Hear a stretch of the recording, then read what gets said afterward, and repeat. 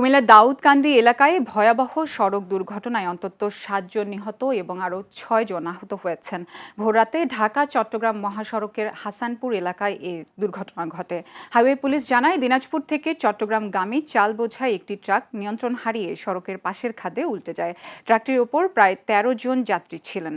দুর্ঘটনার সময় চালের বস্তার নিচে চাপা পড়ে ঘটনাস্থলেই 7 জনের মৃত্যু হয়। খবর পেয়ে পুলিশ ও স্থানীয়রা দ্রুত উদ্ধার অভিযান শুরু করে। গুরুতর আহত 6 জনকে উদ্ধার করে বিভিন্ন হাসপাতালে পাঠানো হয়েছে।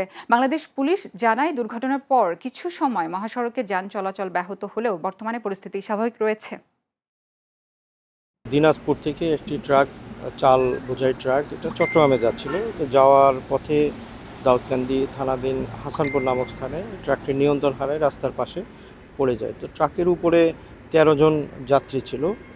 13 জন, তারা ট্রাক চাপায় 7 জন মারা যায় আর 6 জন আহত হয়। আহতদেরকে আমরা চিকিৎসার জন্য হাসপাতালে পাঠাই।